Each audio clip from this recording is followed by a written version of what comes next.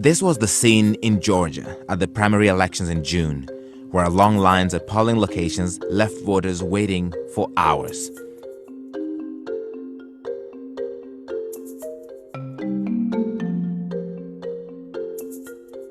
I'm Larry Madowo, a BBC correspondent covering the 2020 presidential election. I'm originally from Kenya, and I've also covered elections in other democracies in Africa, like Nigeria and South Africa. In the United States, democracy also seems to have some cracks. I've come to Atlanta to ask the question, is US democracy itself at stake? Today, we're going to this southern city, Atlanta. America is seen as a beacon of democracy world over. But for some of its citizens, like here in the heart of Atlanta, it is a game of cards. And they have been dealt a bad hand.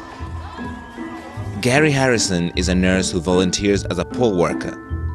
He sees people blocked from voting for minor reasons. I think we may have votes, but a lot of votes are going to be suppressed, and there could be every reason that they can use to strike the ballot, like felonies or signatures not matching. You're going to be voting on this beautiful vehicle that we purchased. Officials at Georgia's largest county are looking for redemption after accusations of voter suppression. Fulton is rolling out a mobile voting unit to serve voters who have been frustrated too many times.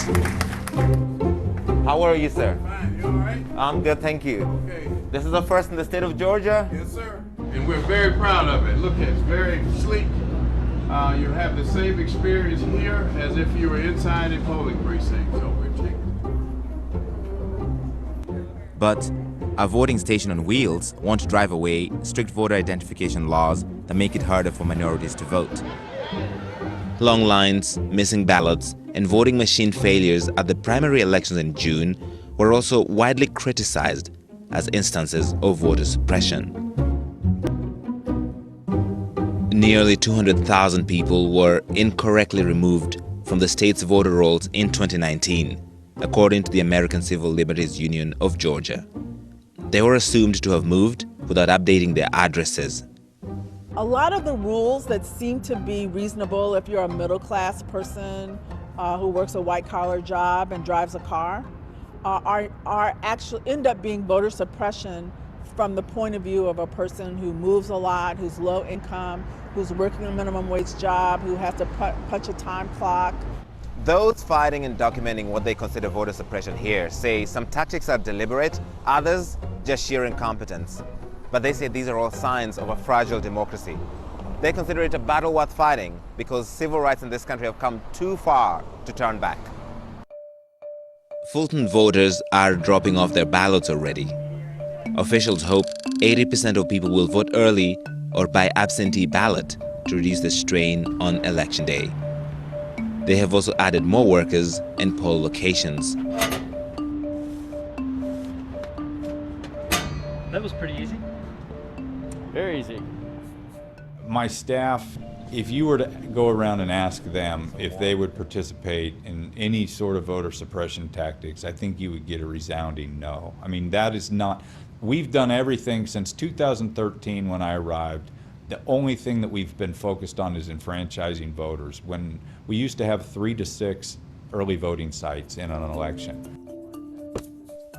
Some voters are ready to stay in line for as long as it takes.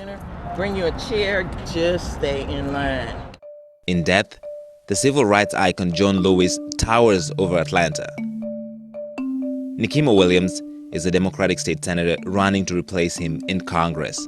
She sees a larger problem in how elections are run here. I am very well aware of the leadership that we still have in the state. The legislature is majority Republican control in both chambers, and a Republican governor, Republican Secretary of State.